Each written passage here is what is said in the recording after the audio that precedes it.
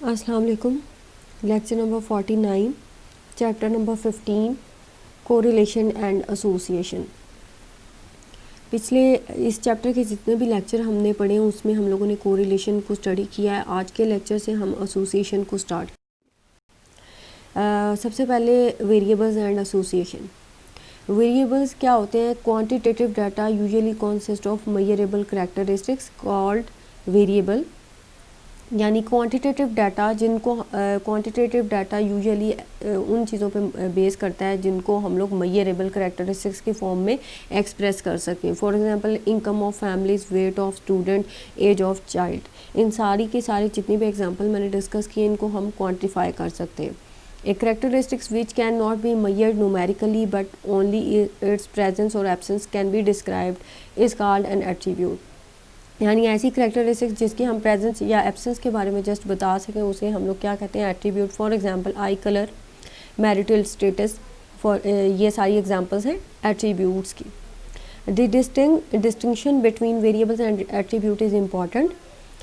Since variables are measurable, their mean or simple averages can be calculated। ठीक है, क्योंकि ये मेजरेबल होते हैं और इनको क्वांटिफाई किया जा सकता है वेरिएबल्स को, तो इसलिए हम इनकी मीन, वेरिएंस सारे कैलकुलेटेड आंसर जो है वो फाइंड आउट कर सकते हैं। On the other hand ratios और percentages are calculated for attributes. जबकि ऑन दी अदर हैंड क्योंकि हम एट्रीब्यूट्स में क्वालिटीज़ की एब्सेंस या प्रेजेंस को देखते हैं तो इस केस में हम रेशियोज़ या परसेंटेज कैलकुलेट कर सकते हैं और उसको इंटरप्रेट करेंगे। अच्छा, उसके बाद classification by attributes. Population can be divided into distinct and mutually exclusive classes according to whether the object possess or do not possess a particular characteristics. यानी पॉपुलेशन को हम लोग म्यूचुअली एक्सक्लूसिव क्लासेस में और डिस्ट्रीब्यूट कर सकते हैं on the basis के क्या वो किसी एक पर्टिकुलर कैरेक्टरिस्टिक्स को पोजेस करती हैं या नहीं करती। For example population can be divided into gender as male and female. ठीक है, और मेल और फीमेल जो है वो म्यूचुअली एक्सक्लूसिव और डिस्टिंक्ट क्लासेस हैं। ठीक है, जो यानी इनके दरमियान कोई भी ऐसी एट्रीब्यूट कॉमन नहीं है। जो मेल होगा वो मेल वाली साइड पे जाएंगे और फीमेल जो होंगी वो फीमेल वाली साइड पे जाएंगी। ठीक है, when a population is divided into two distinct and mutually exclusive classes by a single attribute it is called twofold division और डाइकोटमी। ठीक है, यानी जब हम पॉपुलेशन को टू डिस्टिंक्ट और म्यूचुअली एक्सक्लूसिव क्लासेस में डिवाइड करते हैं on the basis of single attribute तो इसे हम लोग कहते हैं टू फोल्ड डिवीजन। सिमिलरली अगर हम पॉपुलेशन को थ्री डिस्टिंक्ट क्लासेस में डिस्ट्रीब्यूट करें तो उसे हम लोग कहेंगे थ्री फोल्ड डिवीजन या ट्राइकोटमी। और अगर इससे ज़्यादा इंक्रीज़ कर जाती हैं क्लासेस तो हम उनको कहते हैं मैनी फोल्ड डिवीजन। इस डिवीजन को जिसमें more than three classes exist करती हों जो कि डिस्टिंक्ट भी हो और म्यूचुअली एक्सक्लूसिव भी हो तो उन्हें उस केस को हम लोग कहते हैं मैनी फोल्ड डिवीजन। इसके बाद कुछ नोटेशंस हैं और टर्मिनोलॉजी हैं जो एसोसिएशन में हम लोग यूज़ करेंगे। The attribute denote by A B C. ठीक है, एट्रीब्यूट कितनी भी हो सकती हैं। अगर आप टू एट्रीब्यूट्स को स्टडी करें तो ए और बी कंसीडर करेंगे। अगर थ्री एट्रीब्यूट्स को कंसीडर करें तो ए बी सी कंसीडर करेंगे। इसके अलावा एट्रीब्यूट इससे ज़्यादा भी हो सकती हैं। ठीक है, आर कॉल्ड पॉजिटिव एट्रीब्यूट। यानी कैपिटल लेटर्स जो है हम शो करेंगे पॉजिटिव एट्रीब्यूट्स के लिए, while those denote alpha beta gamma are called negative attribute. Negative का मतलब ये कि ए बी शो करेगा कि वो जो अमाउंट होगा वो पोजेस करता है किसी एट्रीब्यूट को जो भी आप स्टडी कर रहे हैं, और अल्फ़ा बीटा गैमा शो करेंगे कि वो उस एट्रीब्यूट को पोजेस नहीं कर रहा है। ठीक है, in case of two attributes A and B the frequencies are grouped into a table with two rows and two columns are in the following table. ये एग्जांपल डिस्कस की गई है। अगर हम ए और बी दो एट्रीब्यूट को स्टडी कर रहे हैं, क्योंकि जो आपका क्वालिटेटिव डाटा होता है जो एट्रीब्यूट्स में होता है उसे हम लोग एब्सेंस या प्रेजेंस की फॉर्म में काउंटेड डाटा की फॉर्म में हमारे पास आता है। ठीक है, तो इसलिए उसको फ्रिक्वेंसी से हम लोग शो करेंगे। If we are study two attributes, ठीक है, तो attribute A is written on vertical side and attribute B is written on horizontal side. ठीक है, where A show के attribute A is possessed and alpha show the absence of attribute A. Similarly, B shows presence of attribute B and beta shows absence of attribute B. अच्छा, उसके बाद ये जो self frequencies अंदर show की गई हैं, this is A and B, ये आपको फ्रिक्वेंसी शो करेगा और ये फ्रिक्वेंसी वो शो करेगी कि टोटल आपकी जो पॉपुलेशन है उसमें से इतनी फ्रिक्वेंसी फॉलो कर। अच्छा जी, ये आपको शो करेगा कि जो है ये जो अमाउंट है ये आपकी एट्रीब्यूट ए और बी दोनों पोजेस करता है, ठीक है। सिमिलरली ये आपको शो करेगा attribute A is present and B is absent, ठीक है। ये शो करेगा attribute A is absent but B is present, और ये शो करेगा आपको कि बोथ एट्रीब्यूट्स आर एब्सेंट, ठीक है। ये टोटल नंबर्स आपको शो करेगा एट्रीब्यूट ए बी के टोटल नंबर्स और एब्सेंस ऑफ बीटा के ये टोटल नंबर, प्रेजेंट ऑफ ए के टोटल नंबर्स और एब्सेंस ऑफ एट्रीब्यूट ए के टोटल नंबर, और ये शो करेगा टोटल काउंट, ठीक है। इसी तरह से इंडिपेंडेंस होगी कि आप इंडिपेंडेंस हम लोग चेक कर सकते हैं कि एट्रीब्यूट्स ए आपस में ये दोनों एट्रीब्यूट्स रिलेटेड हैं या इंडिपेंडेंट हैं, ठीक है। इसका आगे नेक्स्ट क्राइटेरिया हम लोग डिस्कस करेंगे कि कैसे हम लोग इसको चेक कर सकते हैं। आगे है एसोसिएशन। अच्छा, in statistics the word association has a technical meaning, this meaning is different from the one use in common language, ठीक है। In common language we speak of A and B are being associated if they appear together in a number of cases. अच्छा, कितने भी number of cases में अगर दोनों अगर इकट्ठे आ रहे हैं तो हम क्या कहेंगे, they are associated in common language. In statistics A and B are associated only if they appear together a large number of time, यानी ये नहीं है कि वो थोड़े number of time appear together हो रहे हैं तो वी सेड के दे are associated.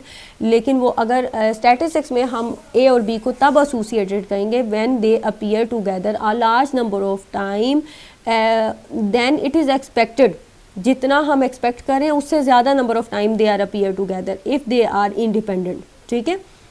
This is a fundamental point that should always be kept in mind while drawing inferences from statistical data related to attributes.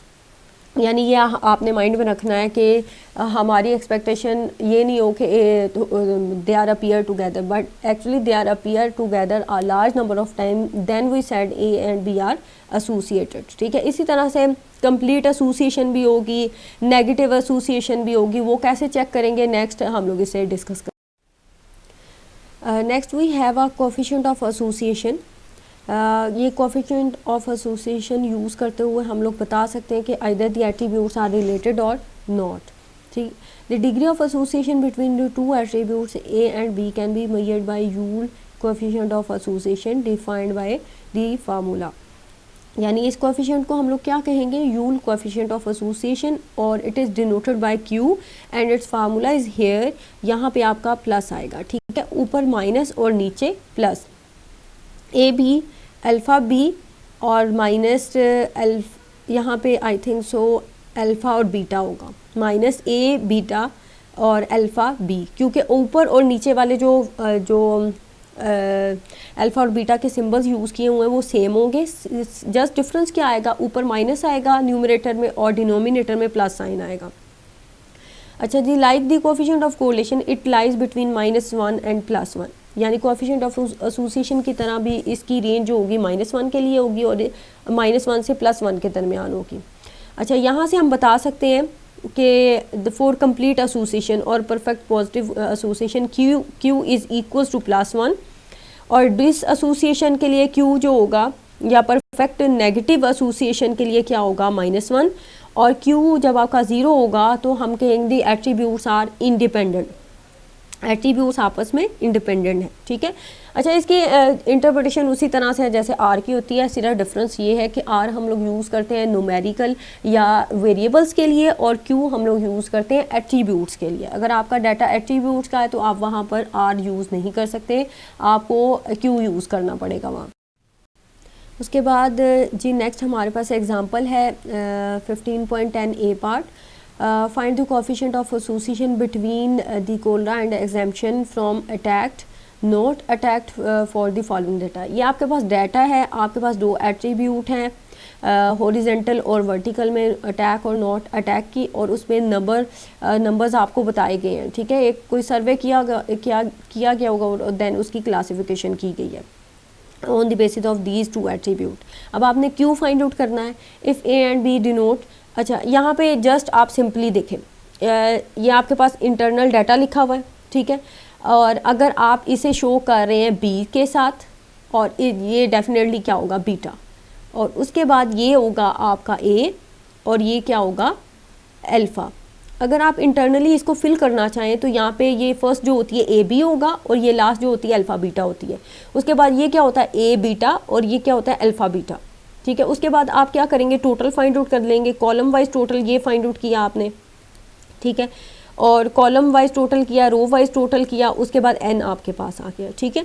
उसके बाद बेसिकली आपने करना क्या है, क्यू बेसिकली होता कैसे, क्रॉस मल्टीप्लिकेशन, यानी आप ये समझ लें 276 मल्टीप्लाई बाय 66 माइनस, ऊपर न्यूमरेटर में माइनस आता है, और उसके बाद ये जो है डायगोनल एलिमेंट को मल्टीप्लाई करेंगे, 3 × 4 7 3। सेम यही चीज़ आपकी डिनोमिनेटर में आएगी, लेकिन प्लस साइन के साथ मल्टीप्लाई करेंगे, उसके बाद न्यूमरेटर को माइनस करेंगे, डिनोमिनेटर को ऐड करेंगे, और उसके बाद डिवाइड करेंगे।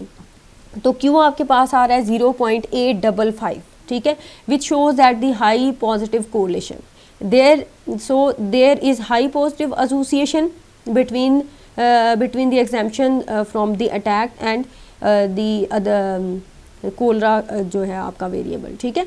इन दोनों के दरमियान आपकी हाई पॉजिटिव कोरिलेशन एग्जिस्ट कर रही है। इसके बाद सिमिलरली नेक्स्ट एग्जांपल है 15.10 का बी पार्ट है। इसमें आपको डाटा नहीं प्रोवाइड किया गया, बल्कि आपको नंबर्स प्रोवाइड किए गए हैं, ठीक है, ए बी और ए बी, ठीक है। Find the coefficient of association. अब आपने पहले तो फुल अपना टेबल कंप्लीट करना है। टेबल कैसे कंप्लीट करेंगे, ठीक है, ये ए अल्फ़ा और बी बीटा आपने लिखा। उसके बाद ए जो आपको ब्रैकेट में दिया हुआ है, इसका मतलब ये कि ये आपको 40 दिया हुआ था, ये जो मैं रेड सर्कल कर रही हूँ ये आपको इन्फॉर्मेशन आपको गिवन थी, और ये आपको इन्फॉर्मेशन उसने बता दी थी, और उसके अलावा और ये वाली, ठीक है, ये आपको इन्फॉर्मेशन गिवन थी। अब आपको पता है कि इन दोनों एलिमेंट को ऐड करें तो ये 40 बनता है, तो 40 में से आप 20 माइनस करेंगे तो ये आपके पास इन्वर्सली आ जाएगा, ठीक है।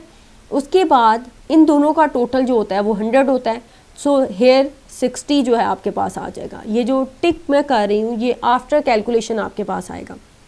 उसके बाद आप सिमिलरली अगर ये आपके पास गिवन है तो इसको सब्ट्रैक्ट करेंगे तो ये 40 आपके पास आ जाएगा।